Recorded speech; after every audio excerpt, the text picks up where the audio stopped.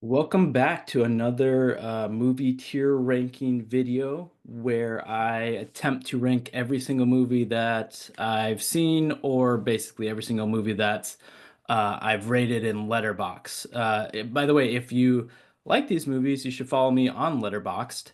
I'll put my profile name in the description of this video as well as the other videos. And on that, I basically just rate every movie I watch, just star rating. I don't really do like full like reviews or anything anymore, but you can get my ratings there. And then I do try to do I do list every once in a while just to basically keep track of where I'm at with the movies I watched whatever year it is, and then also sometimes I do some other random lists and stuff there. Feel free to follow me. Also, on that note, I will say this tier list type of thing is supposed to kind of be from the gut a little bit. So I recognize that there are some picks that I put on here that maybe aren't matching perfectly with my star rating on Letterboxd, but it's gonna be pretty close. I find that every time I think about a movie, I'm like, oh yeah, that's a this star rating movie, and then I'll look at my Letterboxd. I'm like, oh yep, that's exactly what I rated it. So should be pretty close. So just keep that in mind. But yeah, we are in the B's now, so maybe let's get going on it right now. And first, I'm going to do a little rearranging, a reminder that these kind of are randomly thrown in here. These are the next 25 movies, but they kind of randomly order them. I'm seeing Back to the Future, so let's actually just reorganize these to do all of those movies first. And we'll start with the original Back to the Future. Everybody knows what this is, so I don't have to talk too much about it. But I really like this one. This one, it feels fun. It feels, obviously there are things that replicated after, but I bet when it came out, it was pretty cool, a pretty new idea, and I still watch it today and have a really good time with it. So I definitely would highly recommend the first Back to the Future. The second one, basically goes into the future. So yeah, obviously the first one goes back in time. Um, and the second one goes into the future, and we kind of see Marty and his family and what he's like grown up, basically as a dad and as a parent, and he's not great. But anyway, this one I do like a lot of like repeat jokes, which is kind of funny. Honestly, I kind of appreciate it, but it does get a little repetitive, which is kind of the point of it. I mean, it's really kind of the point of saying that, life is repetitive and the same things happen over and over again. But I still like this one. I'll probably do, let's see here. I would still highly recommend this one, I think. This one might fall further down, although I might just keep it with this right with the other one just to make it easy. But the third one, then we go way back into the past and we're in, like the Wild Wild West. I still actually like this one. Actually for a trilogy, it's pretty solid across the board. The jokes get even more repetitive because it's a lot of callback stuff, so that gets worse. And their overall story is maybe not as interesting. So I'm gonna put this one in good, but still a good movie. It's still fun if you're watching the first two, you might as well watch the third one, right? And then we have actually a documentary about Back to the Future, about the series, called Back in Time. I don't remember too much about, I honestly don't remember like anything about this. But it does like interview cast and crew and stuff, which is always nice. And I feel like there's an aspect of like people recreating the car, like a group of people who, or maybe who have the original car and they like drive around and do, like events and stuff. I don't remember honestly too much about it. Um I think it was I think it was fine. I mean probably just honestly we probably put it in the meh. I don't think it was too spectacular. If you love the movies, then definitely probably give it a shot. We'll put it in good. We'll put it probably in the back half of good, honestly. So where it's gonna land. Okay, next movie, another car movie actually. Baby Driver. This was an Edgar Wright film. So if you don't know, director of Shaun of the Dead, Hot Fuzz, World's End. This was kind of like one of his films after that. maybe his next one after that. I can't remember exactly. Um, I like this one. It's about a I can't remember exactly, but it's about a young kid who is like a driver for a heist, right? But so he gets pulled into this sort of heist, and he's the driver for it basically. And he's got a thing where he's like always listening to music. So there's some fun scenes with that where we're hearing music and we're kind of like not hearing what's action that's happening, but we're seeing it play out visually. I remember liking this one when it came out, uh, and I haven't watched it since, and I feel like maybe I won't like it quite as much. I will say there's Kevin Spacey is in this, so if you're somebody who's like, I don't want to watch Kevin Spacey movies, don't watch this one. But gosh, yeah, it's hard to say highly recommend because I haven't seen it in a while, and I feel like. I wanted it to be something else and it just wasn't quite there. I'm gonna, but it still was. I remember it being good. I remember liking it. We'll put it at the back of highly recommend. I remember it being pretty solid, and Edgar Wright is obviously just a really good filmmaker. So the the what is it? The floor is pretty high already for his films, in my opinion. So probably going to end at the back half of highly recommend. The Babysitter. This one was interesting. This was the premise. This was kind of like a fun sort of like spoof on a horror movie. Basically, the premise is a kid's like babysitter is a part of like a cult, and I think they like are like trying to sacrifice somebody, and maybe they end up wanting to sacrifice him. And it's just really fun. It's a comedy. It's like it's a funny take on a horror, kind of like Tucker and Dale versus Evil, that type of vibe. And I actually liked it more than I was expecting to. It was good. I wouldn't say highly recommend, but it was good. I remember, yeah, the visuals looked really good. I can't remember the director, but I feel like he's done a few things that were pretty solid. Um, and yeah, it was good. I liked it. The premise is pretty funny. I remember the acting being pretty funny, like pretty solid. And it's just kind of like a fun thriller. Not bad. It was good. Um, Probably put it, yeah, let's put it in front of Back to the Future 3 and the Back to the Future documentary. Next movie, Bad Time at El Royale. Actually really like this movie. I feel like this movie was underrated. This was this is really cool. It like took place all in like a motel. Um and it had basically there was like a woman that was going to stay at the hotel. I can't remember, maybe her car broke down or something. For some reason she's staying at the hotel and she starts to figure out, oh, there's some kind of weird stuff going on in this hotel. Like they have cameras that are watching the rooms for some reason, which is kind of creepy and weird. And then it turns it, and then I think another person stays there. It seemed like there was like nobody in it, so it was clear that they're kind of like using it for other reasons. And then somebody else comes, and he ends up being like a cult leader, basically another kind of cult leader.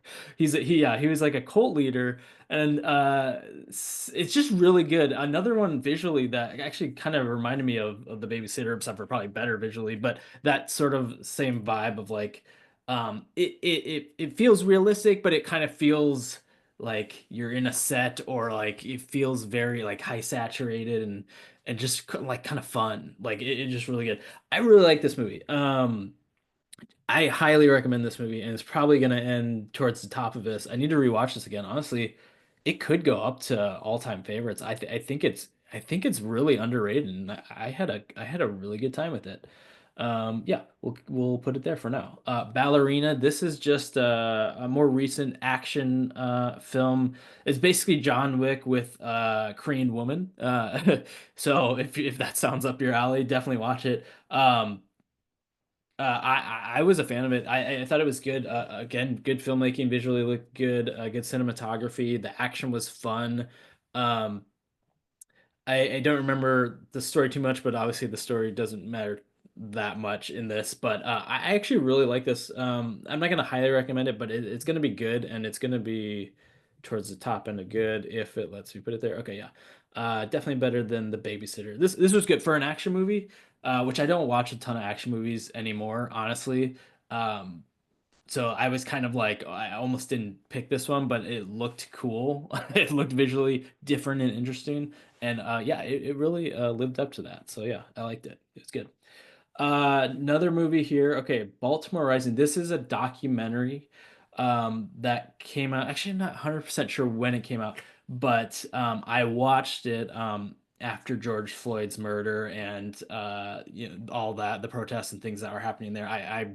For people who don't know, although if you're watching this, you probably know, I live in Minneapolis and was in Minneapolis for all that stuff. So I was kind of watching a lot of documentaries about it. Or not about it, but about other similar situations. So Baltimore Rising is again a similar situation of police brutality, killing black men usually. Maybe they touch on black women too, but I think black men is what is happening in this period of time in Baltimore. They're calling out a few different incidents that happened, and it's following a bunch of different groups of people. I can't remember all the different groups, but I think one is like students who are protesting. I remember this film kind of being a fly in the wall where it was following different people with different opinions and different thoughts about what was going on, and that was really good. That's what I loved about it. You kind of got a little bit of both sides, and it felt very like this is all happening. We're gonna talk to a bunch of people, see what they say, see what they think, watch what they're doing, and then we're just gonna present that all, and you're as a viewer, you get to decide what you feel about it. Really good, all-time favorite. This is one of my, I mean, one of the best documentaries I've seen in the last 10 years.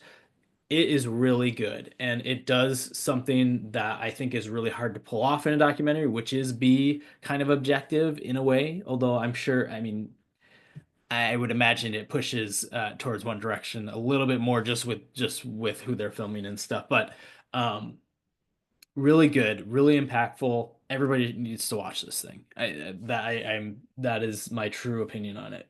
5-star, all-time favorite. Next movie, Barbie. Very different, although in a way, a lot of people should watch this one too. I think most people probably know what Barbie is because it was such a big phenomenon. So I don't need to speak too much about it. Margot Robbie was awesome. All the other women were funny, and what's his face? Ryan Gosling was pretty funny too. This was entertaining. I like this, and it had heart, and it had a lot to say about being a woman in really in all of society, but probably mainly focused more around American society. But yeah, it was very interesting. It was very clever the way they took this sort of, you know, this doll that was so iconic for doing a lot like I imagine, in their opinion, doing a lot of bad things for girls and women, but also talking about some of the good things for it. So it's like seeing both sides, and making it an entertaining, funny movie that has a good amount of things to say. Um, I liked Barbie. I did like Barbie. Does it go and highly recommend? Um, let's see here. Yeah, I think it does. I think it goes in highly recommend. Where would it fall? I mean, it's so hard to rate. Although Back to the Future is also just a fun movie. Back to the Future doesn't have anything to say, so that's why I probably rate Barbie a little higher. But yeah, Barbie a little higher. Bad Time at the El Royale didn't really have much to say, but but I just really like that movie too. It's fun. So we'll put Barbie there for now, and we'll see where it ends. Okay, next movie, we got some Batman movies. Oh, I had a third Batman movie that I wanted to throw in there. Okay, I'm gonna reorganize that. Okay, this is Batman Begins. So the first movie to Dark Knight series. Um, this actually I think I saw this after I saw Dark Knight and Dark Knight Rises. Because it is very different. than the feeling of the hyper realism that Dark Knight and Dark Knight Rises was when those came out, basically. But so this one is definitely more comic booky, but it still has Christian Bale and all the other characters that are in the other movies. Um, I liked it. I didn't love it because it wasn't quite as realistic. It almost doesn't feel like it's in that series. Although it still has aspects, but like Gotham looks very comic booky, and then it was basically, in the other movies it was just Chicago or New York. I can't remember. Feel like Chicago. Um, it was good. It was good. I liked it better than Ballerina and some of these other ones. But not highly recommend. It was good. It was entertaining. It was fun. And it was just interesting to see kind of where that series started too. Next one, Batman versus Superman. I can honestly say I don't remember anything about this movie, and I didn't like it. I did not like it. So um, this was the what's this? Zack Snyder's version of the Batman universe, Batman versus Superman. Um, yeah, it's a fun premise to put them both of those characters together, kind of doing what the comic books do, where they're mixing a bunch of different heroes and a bunch of different stories and characters and things like that. I don't remember anything about it, and I remember not liking it, so it's going in bad. Um, the next one, the Batman, most recent Batman at this point in time in 2025, most recent the Batman movie. This was really good. I actually really like this one. This one was even grittier. It was interesting because it was more gritty and more violent than Dark Knight and Dark Knight Rises, but it was also more comic booky. So it's kind of a cool combination, cool take on it. And it looked really good. It looked really cool, looked really interesting. Yeah, it's not hyper realistic, but it's more comic booky and cool colors, cool dark. It's very noir-y, which is the detective story that kind of Batman actually started with in the comics. So very kind of detective-y. The Riddler is a kind of he is kind of a realistic bad guy, which is why it's scary. Um, and yeah, no, this one was really good. I all-time favorites for this one for sure. Really recommend it. Probably behind The Dark Knight, I would say this is my second favorite Batman film. I think that's fair to say. Yeah, I think that's fair to say. Um, Next movie, another fun, uh, not hyper realistic, kind of comic booky, but very dark movie. I shouldn't say very dark, but it's the premise is pretty dark.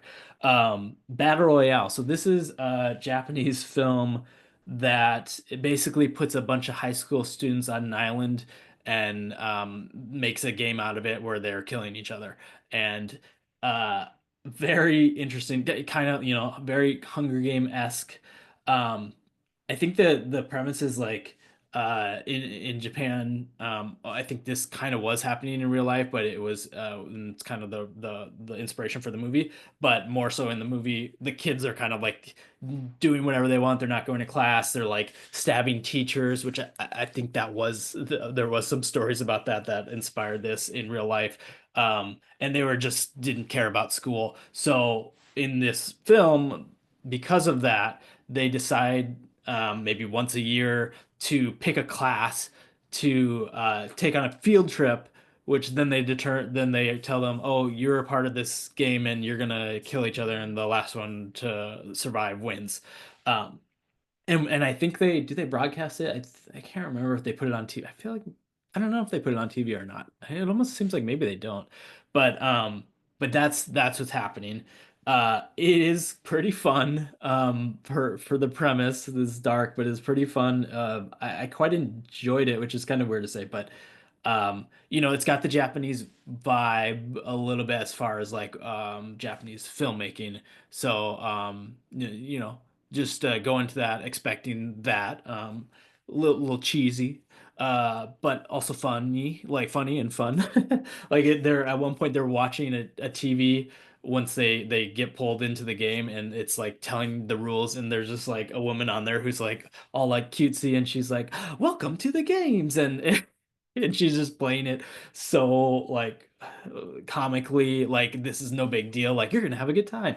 Very funny, very Japanese, but very funny. This was a good movie. Um, Not quite highly recommend, but it was good, and I appreciate it more than like Batman Begins or something like that. Just because it's different and it's doing some fun stuff and it's unique. Um, Next movie, Baywatch. This had The Rock, and sometimes when I'm doing all these movies, I'm blank on people's names, so forgive me on that. And you probably know who are in it, and I know these people. I'm just blanking on his name. Maybe I should look it up. It's got Zac Efron, yes, Dewey, uh, and some other people, but those are kind of like the main two characters. Recreation of Baywatch. It was okay. It was okay, but ultimately there was some entertaining parts, but ultimately it was bad. It was fine. I guess me saying fine it would be mad. I don't remember everything about it, so maybe it's not a fair judgment. Um, we'll throw it in the meh. We'll throw it in the meh. Um, Be Kind, Rewind. This was kind of like an indie film back when indie films were kind of like real actually obscure. Like now they just go streaming, which is awesome. It's a great thing. And you can watch all the indie films streaming whenever you want. But this is an indie film back when, you you had to maybe find it at a movie or a movie rental place or whatever, Blockbuster. And or maybe somewhere obscure online find it for free streaming or not streaming. Well, I guess it technically was streaming, but like just, online, one of those illegal websites. Um, and probably like not a lot of people knew about it unless you were a film fan. This has Jack Black, and oh, is it Most Def? Is that who's uh doesn't say his actual uh Yazin Bey. Am I making that up? Yeah, Most Def. Um this is actually I like this movie. This is it's very indie. There's not a ton going on, but actually, maybe I'll just read the premise. It might be better. A man whose brain becomes magnetized unintentionally destroys every tape in his friend's video store. In order to satisfy the store's most loyal renter, an aging woman with signs of dementia, the two men set out to remake the lost films. So they basically are recreating these films with themselves and their friends, and and they're putting it back on the shelves, I guess for this woman to watch, and then other people start to watch them, and they're like, "Oh, these are so good. Like these are fun, like recreations." Um it's a pretty fun movie. And Jack Black's great. I like him most ever. I remember being pretty funny too.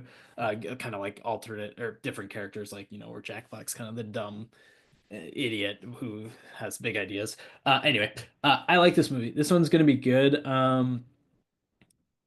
Again, it's kind of just a fun, it's just a fun watch. We'll put it right here. We'll put it back behind Battle Royale. Next movie, Beasts of the Southern Wilds, or Wild, sorry, Beasts of the Southern Wild. This movie I remember really, really liking. I was kind of surprised by it. I do think it won some awards and stuff. The filmmaking was kind of, I feel like, unique at the time, where it felt kind of very docu style. Um, but the premise it's basically, I think the premise is there's a daughter in like Louisiana or one of those southern states, and there's like a flood, I believe, and she ends up staying. I can read the premise of this one too, just because I don't remember exactly. Hush Puppy, which is the daughter, or the young girl. I don't even know if it's a daughter of anybody, just a young girl. An intrepid 6-year-old girl lives with her father. There you go. Wink in the bathtub, which is the bathtub was like their neighborhood, a southern Delta community at the edge of the world. Wink's tough love prepares her for the unraveling of the universe for a time when he's no longer there to protect her. Yeah, I think there was like a flood, and it's definitely an aspect of surrealism. I feel like it feels like a little bit of fantasy, which I really appreciate, like this sort of like modern fantasy type of thing. And it was good, and it was like, yeah, there was a flood, and I think maybe the father stays, or I can't remember, but she like makes a raft and she goes like tries to survive. I remember really liking this. This is gonna be all-time favorites. Oh no, sorry, not all-time favorites. This is gonna be highly recommend. Um, but I need to rewatch this. I'm probably gonna put it above Barbie. I know a lot of people love Barbie, so I'm making some people mad. But it's still very good. Still highly recommend. I'm gonna put it here and highly recommend. I remember really liking it, feeling unique at the time. There are now kind of movies that are doing this sort of a thing. It was up my alley. Yeah. Next movie, another very good movie. Beautiful Boy. So this is Timothy Chalamet and see, this is where my brain loses names for actors. Steve Carell, um, father son dynamic. Uh, Timothy Chalamet is addicted to drugs, basically, and it's just the story of the father trying to help the son like not wanting the help, and eventually just like going to live on his own and do his own thing. Um, Really, really good movie. I was so impressed with this. Uh, just I feel like the interactions that they have were so realistic. I feel like it's exactly how it would be. And I do think this is based off a book where it was kind of like semi-autobiographical. Is that right? Did I say that right? Yeah, semi-autobiographical. Um, which is probably why it felt so real and so realistic. Man, it was emotional, it was impactful, it was powerful. Best best role by Timothy Chalamet, in my opinion, by far. Best acting he's ever done. Um, this is an all-time favorite. This honestly is, yeah, this is gonna be top here. Um, so powerful, and such a good look at somebody with a drug addiction or any addiction really, and how that causes them to act and how that causes friction between family members and friends. Really, really good stuff here. Next movie, very opposite. Becoming Bond. This is a documentary about oh, I'm blanking on his name, but one of the James Bond actors who basically played James Bond after Sean Connery retired for the first time, and he was like the next one. And he was like basically like kind of like a low-key con artist because he conned his way into being James Bond. He was like a car salesman, and somebody saw him and was like, "Oh, do you ever act?" And he was like, "Yes, I do act." And somehow got a bunch of information and was able to fake his way into the and kind of like I think he just like snuck into audition and he ended up getting the job. This is all a true story, and it's documentary interviewing him about that. And it's really interesting because it kind of he does one movie and he's like, meh, I don't really, not for me. And they're like, we're gonna pay you a ton of money to do three more of these. And he's like, no, not for me. And he's very like combative, like probably terrible to work with on the film. Like he's just doing his own thing, not listening to the director. Very funny, very funny.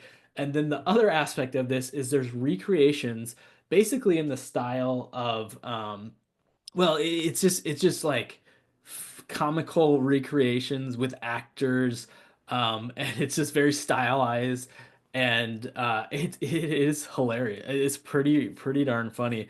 Um, I was a fan of this one, and we're gonna put it. It was good. Yeah, I mean, nothing like too impactful or breathtaking here.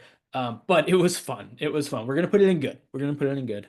Um, there are definitely, he is kind of like a womanizer. So there are aspects of that.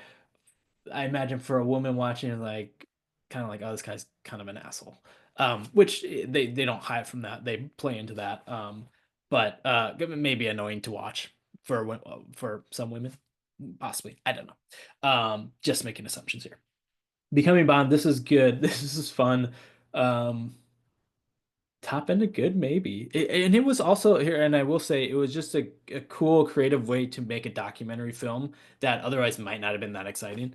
So I give them props for that. And for a documentary filmmaker, I appreciate that. So we're gonna put it at the top of good, just almost mainly for that too. Okay, rounding this out. I know these are always long. Trying to be quick on explaining. We got Beetlejuices. We got Beetlejuice and Beetlejuice. I said it. Did it. Beetlejuice, the first one. Tim Burton, everybody knows what Beetlejuice is. I like this movie. It's fun. It's definitely fun to watch around Halloween, October, fall season. Michael Keaton, very good. Everybody else, fun and good too. Um, but I wouldn't say I love this movie. I'm sure there are some big fans of Beetlejuice, but I like it. It's good. I will say good. I appreciate that it's such a small contained story. I feel like that doesn't happen that often anymore, especially. And obviously, this is an older movie. And I felt like that was fun. And that was cool that it was contained. So I appreciate that. Beetlejuice, honestly, um, could be at the top of good, probably. Yeah, it's really unique, right? And some good practical effects, some creepy, weird stuff. I appreciate for how weird it is. Could be at the top good. Beetlejuice. Uh, didn't like it. No, no, didn't work for me. It was kind of the opposite. It was like it was too convoluted. There were two antagonists in the movie, and we didn't really care about either of them, or like not necessarily care about, we didn't really like get a ton of information from either of them, so it was weird. In the back half of the whole movie, it's like there's kind of two things playing out, and I'm like I'm not attached to any of these storylines at all. It started decent, honestly. There are some funny parts, like it's well made. It's well made, I will say that, and it's acted good enough. um but man, the story was just like, what? Why? What? Where are we going here? It was not, no, it was bad. It was bad. Better than Batman versus Superman? Probably. Probably better than Batman versus Superman. Um, Purely because just like the filmmaking and the practical effects and all that stuff. Um, The Bad Batch. This was another kind of indie movie right at the end. Yeah, probably around the time where it's like kind of hard to find indie movies, or to hear about them or to know about them. Um, I like this one. I like this one quite a bit. Um, Not like all-time favorite, not even highly recommend, maybe highly recommend. But I did like it quite a bit. The premise was like basically when people are like put in prison or whatever, or do a crime, they're sent to this little, basically like this, I think it's like kind of like a desert area in America, where they're just sent there to do whatever they want, and no rules, no laws, no nothing, and they're all just like criminals just in this wasteland basically. So it follows a woman who just gets sent in there, and she's exploring, trying to survive, and she finds people she comes across who, some are trying to kill her, some are trying to help her. Finds a commune thing. Very interesting. I really appreciate what it was trying to do and what it was doing. I wish it went just a little bit further with some things, and like I wish it was a little bit more entertaining and engaging. But I still was a fan of it. Probably going to be at the top of good. Probably going to be at the top of good. Okay, next movie, Banshees of Inisherin. This film was really good. This was probably, I can't remember if this was my favorite of the year. It might have been, but it was definitely high up there. And this is director of uh, a lot of good movies. In Bruges, which was one of my favorite movies. Director of Three Billboards Outside of Ebbing, Missouri, which I know got a lot of like awards, and was nominated for in the award seasons. Um, Seven Psychopaths, I think, is an underrated movie that came out before that. And yeah, he is really good. Martin McDonagh. He's one of my favorite directors. I am a huge fan. It's got Colin Farrell. It's got Brendan Gleeson. Um, and Barry Keoghan. Uh, Dark comedy. Dark comedy. He always does, sort of dark comedies. Basically, two Irishmen on an island who are friends, and there's like basically nothing to do on this island except for go to the bar and drink. And one of the friends is like, I'm not going to be your friend anymore. because you're wasting my life. Basically, I'm just sitting here drinking with you at the bar, and you're kind of dumb, right? He's like, you're dull, you're not fun, you're dumb. And he's like, I want to play more violin, I want to write some songs. This is what fulfills me in my life, so I'm gonna do this, and I don't want to talk to you. And then Colin Farrell, who's the other friend, is like, but you can't do that. Like, that's just so rude. And he just keeps trying to like become his friend again, become his friend again. It gets to the point where the other guy says, if you say one more word to me, I'm gonna cut my finger off. And then it escalates from there. It's so interesting. A lot of like commentary on like the mundaneness of life and like what do you do? What do you do that fulfills you? What was important to you, even if it doesn't like really like push anything else forward? And how far are you willing to go to focus on that and like not and it basically ignore friends and family and stuff. Very interesting, very fun in a dark way, funny in a dark way. Best thing about his movies are his writing is so funny. He's such a good writer. um like probably one of the best, like above Tarantino, like in my opinion. Really good, really clever, really fun movie in a fun dark comedy. This is good. This is all-time favorite for sure. And I'm gonna put it behind Beautiful Boy, put it behind Baltimore Rising, just because those are high impact, really impactful films. Whereas this one has some interesting ideas, but the ultimate like message is not like super impactful. And then we'll put it above the Batman because Batman's just more of a fun, also dark but fun movie. Um, Last two here. We're gonna go quick. The Beatles Get Back. This was, I think, what's his face? Per, blanking Jackson, um, director of Lord of the Rings. What's his first name? Blanking. Yeah, you know who I'm talking about. I'm trying to pull it up real quick. I'll come up with it, but you know who I'm talking about. Just a lot of movies and things running around my head. I forget names sometimes. His basically documentary was so long, and it was just about making this one album. So it was just like it was basically a bunch of footage that was like never used for anything, or maybe some of it was used, but and it was just this uncut version of, you know, a span of time where they were making this album, the Beatles, obviously, making this album, and they were just going into this big old like warehouse because they wanted to do it in a warehouse and record it in a warehouse because that was different and whatever. And it's just like them discovering these songs and playing the songs and learning the songs. Very interesting. I'm a big Beatles fan, so I it was fun to see behind the scenes of that. Um, at the same time, way too long. We didn't need all that. But and then what else is happening is there are other things that are happening outside of that warehouse where like the bandmates are mad at each other and they're like one leaves. And then eventually they go play these songs, they sneak in or they go play these songs on a rooftop, um illegally, and they're giving a free concert out basically. And we get to see that too, which is also once it started to get a little bit more interesting once that stuff happened. um which is kind of like an iconic moment in music. And the police officers are like trying to get in and stop them, and but some are like, well, it's kind of good. But anyway, it was good. But man, it was way too long. We're gonna put good. And where do we? And again, if you're not a Beatles fan, if you don't like the songs, it's still interesting, but you're definitely probably not gonna sit through all this. You're gonna skip through parts. Where is this gonna fall? Beatles Get Back. Ooh, that's a tough one.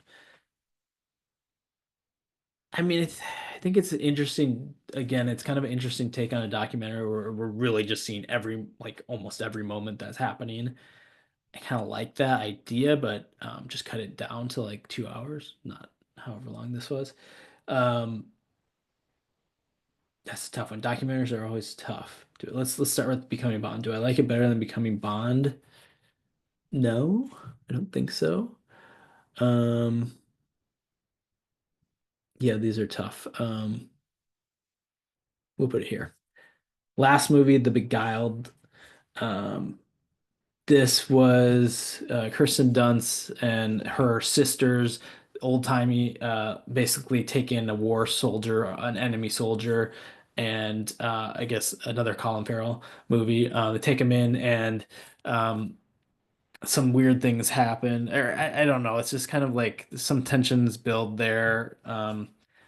Ultimately, I thought it could have been good, but I didn't really like it that much. Fell into a meh. This is a Coppola, Sophia Coppola, is that right? Um, Francis Ford Coppola's daughter movie, which I do like her stuff. But this one just was didn't really go anywhere. It was meh. And so yeah, that's my third tier ranking video for all the movies I've ever watched. Thanks for watching, and hopefully you're enjoying it. If you made it this far, because they're long videos, that must mean you're enjoying it. And then we'll see you on the next one.